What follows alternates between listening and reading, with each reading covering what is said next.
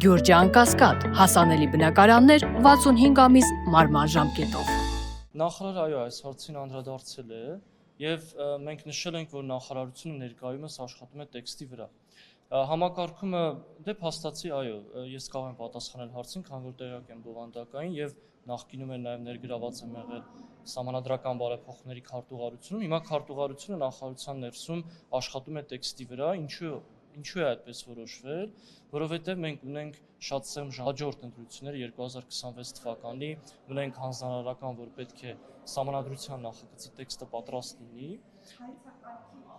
Սահմանադրության նախագծի տեքստը, որը վարչապետն է այդ հանձնարարականը տվել, դրա մասին բոլորս գիտենք, իսկ ինչու հարցի պատասխանը ինչու հայեցակարգ չէ, այլ հենց միանգամից Սահմանադրությունը, առաջինը, որ ժամկետի այո խնդիր ունենք 1, երկրորդը հայեցակարգի վրա շատ երկար աշխատանք տարվել է վերջին 2-3 տարիների ընթացքում եւ նաեւ ունենք չասեմ հաստատված հայեցակարգ, այլ ունենք հայեցակարգային փաստաթուղթ, որտեղ կենտրոնացվել են տարբեր խորհրդի տարբեր անդամների եւ նաեւ նախարարության կողմից մշակված հայեցակարգային կտորները։ Ես գիտեմ, որ նաեւ անցած տարի կամ դրանից առաջ նաեւ մամուլում տարածվել էր այդ փաստաթուղթը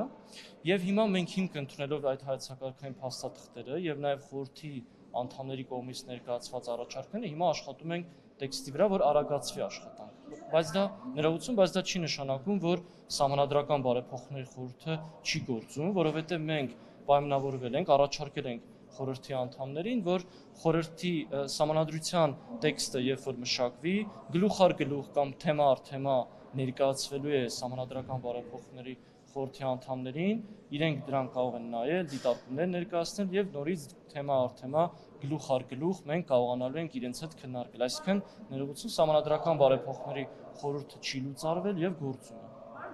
Ինչով է պայմանավորված այդ շտապողականությունը, որովհետեւ վարչապետը կարծեմ մինչեւ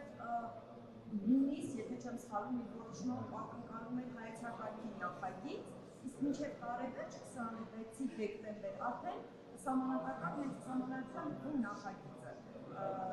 ինչու է դուք այսինքն ուզում եք մինչև մարտ ամիս, նախարարը ասում մինչև մարտ ամիս արդեն բուն տեքստ ունենալ։ Սա արդյոք շեղում չի վարչապետի որոշումից, որովհետև ինքը անդրանը ակնկալում է նախ հայեցակարգի նախագիծ։ Ինչով է շտապողականությունը պայմանավորված եւ արդյոք այդ որոշմանը հակառակ չէ։ Չէ, իրականում ոչ թե շեղում է, այլ դուք շատ ճիշտ նշեցիք, որ մինչև 26 թվականի վերջ պետք է հենց Սահմանադրության տեքստի նախագիծը լիներ։ Հիմա մենք դա ենք անում։ Այսինքն ի սկզբանե որոշվել դե մարտի մասին երբ որ նշել է նախարարը տեքստի նախագծի մասին է, բայց այդ տեքստի նախագիծը պետք է քննարկվի, մասնագիտական քննարկումներ անցնի, դրանք բոլորը շատ ժամանակ են տանելու եւ կարծում եմ այդ քննարկումները կարող են բերել նրան, որ մենք 26 թվականի գոնե կեսերին ունենանք այս կամ այն չափով վերջնական փաստաթուղթ։ Շտապողականություն չկա, վարչապետի որոշմամբ էլ դուք նշեցիք, որ նշված է եղել ժամկետը 26 թվականին ունենալ այդ փաստաթուղթը։ Դե 20 վարչապետը ասում է 26-ի ամռանը հայեցակարգի նախագիծ, տարեվերջ արդեն Չէ, այս անցած տարի մենք պետք է ունենայինք հայեցակարգը եւ հետո դրա հիման վրա մշակվեր Սահմանադրության փոփոխությունների տեքստը, որովհետեւ նաեւ կառավարության ծրագրում էր 21-26 թվականների այդ հնարավորությունը նախատեսված է եղել ունենալ կամ փոփոխությունների տեքստ կամ նոր Սահմանադրություն։ Հետեւաբար մեր բոլոր աշխատանքները այնպես են կազմակերպվում, որ այդ վերջնաժամկետին հասցնենք։ Բոլորին հետաքրքրում է նախաբանը, հա, որտեղ ըստ էության դուք Ադրբեջանի պահանջով չի արվում, բայց դիվանները նշում են, որ հենց իրենց պահանջով է արվում եւ այդ համշտապությունը կապված է դրա հետ, հասել եք այդ որոշմանը, թե նախաբանը կապсан վիճակագրի փոփոխություն։ Այս պահին նախաբանի փոփոխության հարց չի քննարկվում։ Բայց ինչպիսին է անձամբ դիրքորոշումը նաեւ որպես մասնագետ, պարոն Ժադրոնց, օրինակ վարչապետը ասում է տարածաշրջանային նշանակություն է ունենալու նոր Սահմանադրությունը։ Արդյոք այդ նշանակությունը ուղիղ կապի անկախության հռչակագիրը հանել թողնելու դեպքի հետ, որովհետև ըստ էության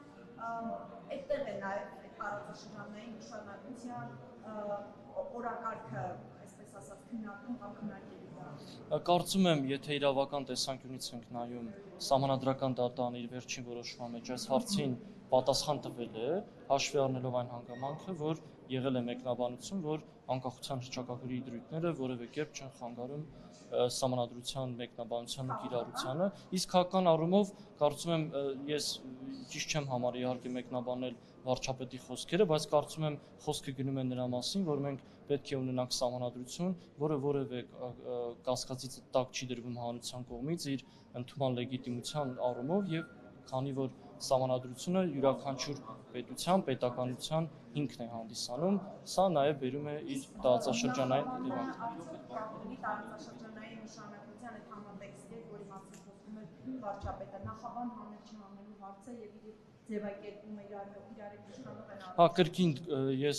ինձ թույլ չեմ տա մեկնաբանել վարչապետի խոսքից, նախաբանի առումով կրկին նշեմ, որ փոփոխության հարց չի քննարկում եւ քանի որ սահմանադրությունը իրավաքաղաքական փաստաթուղթ է, իրավական առումով էլ սահմանադրական դատարանը առնվազն գործող սահմանադրության մասով այս հարցին պատասխանել է։ Պարոն Դադոնց, տեսեք վարչապետը այդ լեգիտիմության հարցը նաև այն ձևակերպումները, որ անում է սահմանադրության փոփոխության ու սահմանադրության համատեքստում, ասում է, որ ժողովուրդը ի վերջո պետք է փաստաթուղթը ընդունի այնպիսի ընթացակարգերով, որ ժողովուրդը իսկապես համարի իրերը, այսինքն ամբողջությամբ ներգրավված լինի այդ սահմանադրության ստեղծման process-ում։ Եվ ինքը ձևակերպում էր, ասում է, խոսքը հենց տեքստի մասին, չէ՞ կոնցեպտուալ ժողովուրդը դա համարի իրերը։ Հիմա դուք գրում եք սահմանադրություն առանց հայեցակարգի միանգամից տեքստ եւ ինչպես եք պատկերացնում արդյոք հնարավորություն մարդկանց չեք զրկում արդեն այդ հնարավորությունից ներգրավված լինել նոր սահմանադրության ստեղծման գործընթացում։ Դե նայեք, նույնիսկ եթե հայեցակարգը մշակվեր եւ այլն, հայեցակարգը այնպես չի, որ ժողովուրդը պետք է հանրաքվեով ընդունի, հետո նոր անցնի տեքստի քննարկման։ Մենք հիմա այդ նույն process-ը, քանի որ ունենք այո ժամկետների խնդիր, այդ նույն process-ը կարող ենք համատեղել եւ ունենալ տեքստ, որը կարող է նույն կերպ քննարկվել նաեւ հանրության հետ, քանի որ տեքստինքից նաեւ լինելու է նախագծի հիմնավորումը եւ այդ նույն հայեցակարգային դրույթները, որոնք կարող են լինել հայեցակարգում, կարող են արտացոլվել հիմնավորման մեջ շատ հասկանալի ձևով, ժողովրդին հասանելի լեզվով եւ դրանք քննարկվեն արդեն հանրության հետ։ Եվ պարոն Դադոնց, երբ որ նախարարը ասում է, որ նոր սահմանադրությունը չպետք է խոչընդոտի խաղաղության պայմանագրին, այսինքն նոր սահմանադրությունը չպետք է վտանգի բառացի ասեմ խաղաղության պայմանագիրը եւ խաղաղությանը միտված հարաբերությունները, այս բառացի եմ ասում,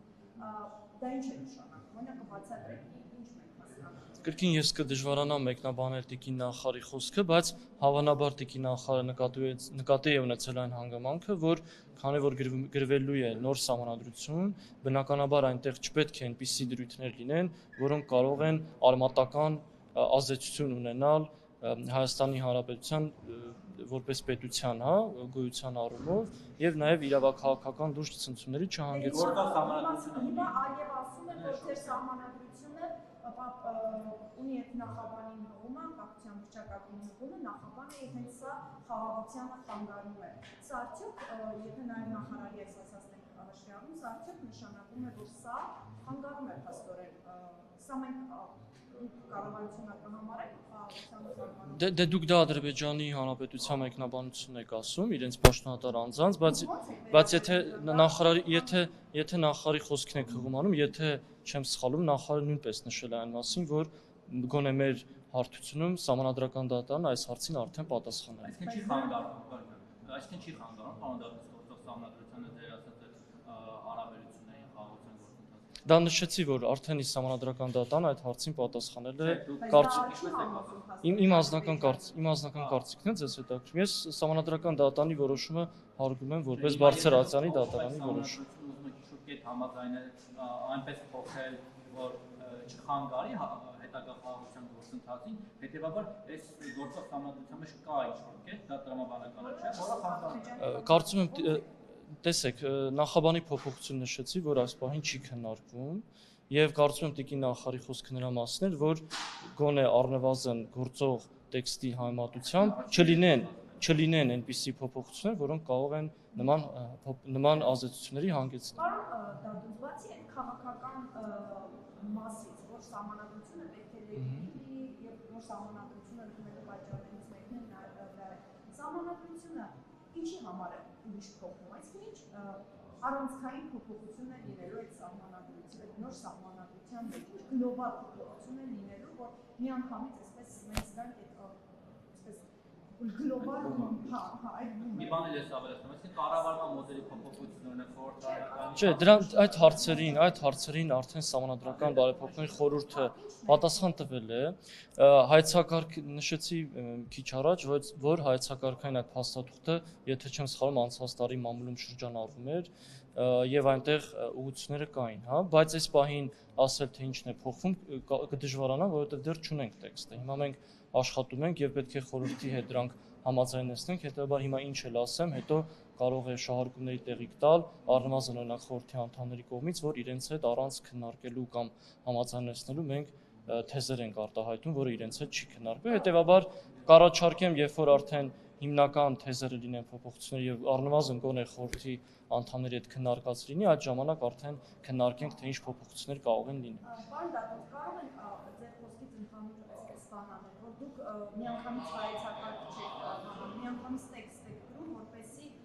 հասցնեք մինչև խորհրդարանական հերթական ընտրությունները ունենան խորհրդի կողմից հաստատված սահմանադրության տեքստ։ Խորհրդի կողմից գոնե առնվազն քննարկված, դե ֆորմալ առումով այո, խորհուրդը պետք է հաստատի վարչապետի որոշման, խորհրդի կողմից քննարկված եւ հնարավորինս համաձայնեցված տեքստ, որպեսզի նաեւ այո հասցնենք վարչապետի հանձնարարած ժամկետում դա իրականացնել։ Եվ